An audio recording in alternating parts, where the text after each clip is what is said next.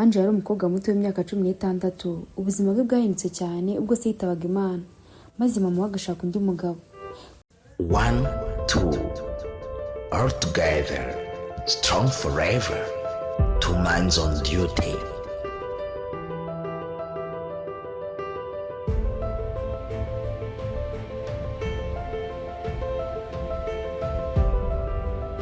Kuva uwo munsi Ange yahinduye imico, akamera nk'uwigunze, akamera nk'uwabuze icyizere.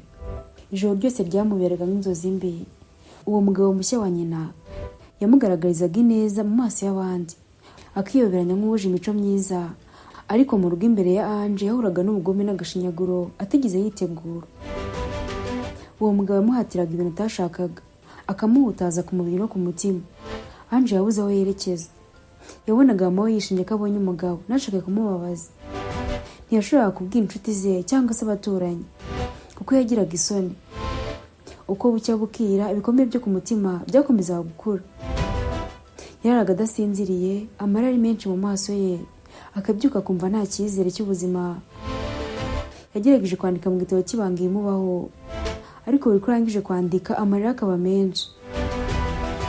Yaribwiraga ati, nta muntu n'umwe uzumva agahinda kanjye, ndi jyenyine. Ariko mu mutima we akumva hari ikindi kintu kindi yakora. Imitima yamubanaga myinshi. Hari uwamubwiraga ko agomba kwihangana agategereza urupfu, undi mutima nawe akamubwira ati, haguruka urwane, irwanire ko nta wundi muntu ukwitayeho, ariko bikamucanga. Umunsi umwe rero Ange yararwaye bikomeye, kuko umutima we n'umubiri we byari bitakibasha kwihanganira ibyo byose. Mama we yabonye ko umwana we atameze neza, ariko aho kumubaza uko ameze yamuguriye imiti isanzwe. Uwo mugabo we yagumaga amubwira amagambo mabi akomeretsa ati, ntawe uzagukunda, ntawe uzakumva, niyo wabivuga kandi nta muntu umwe wakwizera. Wowe ugomba kumenya ko uri umugore wanjye wa kabiri, ukihangana ibyo nkorera byose, kuko nta wundi muntu ugukunda uretse njyewe ukwitayeho gusa. Ibyo byatumaga Ange arushaho guceceka. Yagiraga ubwoba ko abantu bazamuseka cyangwa se bakamushinja kubeshya. Nyamara umutima we warimo igihunga kidasanzwe. Hari igihe yari agasenga avuga ati, Mana, kuki nisanze muri ibi bihe byose? Ntabwo ndi umuntu mubi, kuki ndemera kubabara gutya? Nubwo yari mu gahinda kenshi, yagize akanyamuneza kamwe. Mu ishuri yari afite inshuti imwe yitwaga Diane. Diane yamwitagaho cyane, agahora amubaza impamvu wacecetse, ariko Ange akanga kubivuga. Diane yakomezaga kumuhatiriza ngo amubwize ukuri, ariko Ange ntabashe kuvuga. Diane yaramubwiye ati, umunsi umwe uzambwira ukuri ndabizi, kandi nzagufasha. Ayo magambo yaramuhumurije, ariko ntiyabashije kugira ikintu avuga. Mu ijoro rimwe Ange yarimo ararira cyane, ku buryo Diane yamuhamagaye kuri telefone. Diane yaramubwiye ati, sinshobora kubyihanganira, ndumva ko ufite ikibazo gikomeye, nyabuneka mbwiza ukuri. Mu marira menshi Ange ati, noneho kuri iyi nshuro kwihangana biranze pe. Ibimaze kumbaho noneho birenze ubunyamaswa. Yarabikoraga nkihangana, ariko noneho hakoresheje ubunyamaswa, ntabwo nshobora kwihangana. Diane akomeza kumuhatiriza ati, Ange mbwira, Ange ufite ikihe kibazo? Ese nze nkureba aho mu rugo? Ange ati, oya wikwiruguza, mama wanjye ntabwo arataha. Mama wanjye yagiye ku isoko. Mama wanjye yagiye, umugabo ashatse aramuhohotera, amfata ku ngufu uko yishakiye, ankorera iby'agashinyaguro. Umugabo wa mama wanjye ambwira amagambo mabi. Diane yumvise ayo magambo, amarira amuzenga mu maso. Nta kindi yahise akora, yahise asaba Ange ko bazahura bukeye bwaho. Bahuriye ku ishuri ari mu gitondo, nuko Diane amutwara ku muryango utegamiye kuri leta wita ku bana. Barahageze batangira kubabaza. Ange yabanje guceceka, kuko yari afite ubwoba. Abakozi b'uwo muryango bamuhaye umwanya wo kurira. Bamubwira ko nta kosa yakoze, ari we wahuye n'ihohoterwa. Byari ubwa mbere yumvise iryo jambo mu mutima we rimubwira ko atari umunyabyaha. Byamuteye icyizere gishya, yatangiye gusobanura byose neza. Nubwo byamusabaga imbaraga nyinshi, ariko yavuze ukuri uwo munsi. Ku bwa Diane wamuhaga inkunga y'umutima, yageze aho abasha kuvuga ibintu byose byamukorerwaga yarabitse mu mutima we. Nyuma y'iminsi mike, dosiye yajyanywe mu nzego z'ubutabera. Uwo mugabo yahise afatwa, ariko ntibyari byoroshye kuri Ange. Yabwiye ko azajya mu rukiko agasubiramo inkuru yewe. Ibyo byamuteye ubwoba bwinshi, kuko yumvaga kuzavuga mu ruhame ibyo yahuye nabyo ari igihano gikomeye. Yatangiye gucika intege, akibaza niba adakwiye kureka byose. ariko abajyanama b'uwo muryango bakomeze kumuba hafi, bakomeza kumufasha, bamubwiye ko atagomba guceceka. Bambwiye ko nakomeza guceceka uwo mugabo bazamufungura maze agakomeza guhohotera abandi bana. Ndasaba ko nazongera guceceka. Ntabwo nakemera ko undi mwana azongera kubabazwa nk'uko nababajwe. Ayo magambo yabaye intangiriro y'ubutwari bwe. Umunsi wo kuburana warageze. Ange yicariye abantu bose kuntu bamuteze amatwi, areba arindiriye kumva. Ange yatangiye gukuka umutima, ubwoba buramwica. Yahuje amaso na wa mugabo wa mama we, ubwoba butangira kumwica. Diana amarira yamuzenze mu maso, atangira kurira. Ubwo bamuhaga umwanya ngo agire icyo avuga, Diana yabuze ikintu na kimwe yavuga. Umwavoka yasabye ko barekura uwo mugabo kuko ari kurengana. Diana yabuze ikintu na kimwe yavuga imbere y'abantu. Ahubwo icyo yakoze yasohotse arirukanka. Yasohotse yirukanka mu rukiko, asohoka ari kuvuza induru. Ubwo urumva kuri uwo munsi nta cyakozwe.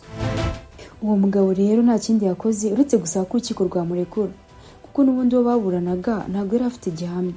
Kandi ikindi nawe ntigeze agira ikintu na kimwe avuga imbere y'urukiko. Ubwo icyari gihari cyari kurekura uwo mugabo akigendera. Ubwo urukiko rwafashe umwanzuro ko bagomba kumurekura kuzageza igihe Ange azabonera akanya ko kuza kuburana ari muzima. Ubwo Ange yari asubiye mu rugo mu gahinda kenshi. Yari agiye kongera kubana n'umugabo wamuhohoteraga. Nta kindi yari afite gukora uretse kubana nawe. Bakomeje kubana nk'icyumweru cyose. Umugabo yarinze kugira ikintu na kimwe agera gukorera umwana kugira ngo mama we atazabibona.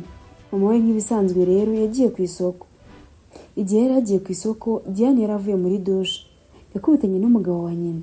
Umugabo wa nyina yamubwiye amagambo akomeretsa ati, ndabizi neza ushatse kunkirishamo kugira ngo bamfunge, ariko nongeye gukorera ibintu utigeze ubona mu buzima bwawe. Ngiye kukwangiriza ubuzima ku buryo uzajya unyibuka n'izina ryanjye ukumva ufite ubwoba ugahungabana. Ange, wagerageje kumfungisha ariko ngiye kukwica gake gake uzapfa wumva. Ange yatangiye kugira ubwoba, yirukira mu cyumba. Umugabo wa nyina ati, ndabizi ntawe wamungira kuko mama wawe ntawe uhari, igihari ninjye nawe gusa, ariko uyu munsi ntabwo turi bwawe twenyine, turaba turi kumwe n'abandi. Uwo wari umunsi mubi kuri Ange. Ange yirukiye mu cyumba, afite telefone vuba vuba ahamagara Diane. Mu gihe Diane yari akimwita agira ngo atangire kugira icyo amubwira, nibwo umugabo wa nyina yahise amwinjana mu cyumba. Ange kubera ubwoba telefone yayikubise hasi, ariko nubwo telefone yayikubise hasi yari ikiriwe. Umugabo wa nyina atangiye kumufata ku ngufu. Nyamara mu kumufata ku ngufu ntabwo yari wenyine, yari kumwe n'abandi basore batatu yari yahamagaje ngo nawe baze bagire icyo bikorera. Bafashe ku ngufu Ange uko ari abasore batatu. Ange yatangiye kubura umwuka, maze umwe mu basore bari bazanye n'uwo mugabo ati, uyu mwana tugomba kumwica kuko yongeye gusubira mu rukiko yaturega. Igihari tugomba kumwica tukamujugunya mu mazi, nta n'umwe uzabimenya. Umugabo wa nyina ati, yego tugomba kumwica, agomba gupfa akavaho. Uyu mwana yagerageje kunkorera ibibi, niyo mpamvu nakimukunda. Mbere namukundaga nk'umwana wo gusambanya, ariko ubu ngubu nsigaye mwanga. Tugomba kumwica akavaho. Mu gihe umugabo wa nyina yari asohotse ngo ajye kuzana icyuma bamwice, yakubitanye na polisi. Yagize ubwoba atangira kuzamura amaboko. Ubwo polisi yari izanye na Diane. Diane yagerageje gutabara Ange. Diane yirukanse ajya kureba Ange. Yamugezeho Ange afite ubwoba bwinshi, yari yabuze umwuka ari guhumeka cyane. Diane yakomeza kuvuga ati, Ange komeza kubana nanjye. Ange winsiga, ndagerageje kugutabara uko nshoboye, ariko nta kundi. Wenda ndatabara ubuzima bwawe nubwo nabashije kugutabara kare kugira ngo zino nyamaswa zitagira ikintu kimwe kigukorera, ariko ihangane basi ndagutabara uyu munsi. Mama wa Ange nawe yahageze uwo mwanya. Hageze asanga abagabo bamaze kwambika amapingu. Areba umwana we yuzuye amaraso, ari kurira cyane n'agahinda kenshi mu maso. Nawe biramurenga ati, ninjye wikuririye umwicanyi mu nzu yanjye, umbabarire mwana wanjye. Ange bamutwaye vuba vuba bamujyana kwa muganga ngo bare ko batabara ubuzima bwe. Abandi nabo bagiye kubafunga. Ngayo nguko rero ngiye ngo nemba afite uyu munsi, naho ubutaha Imana ibarinde.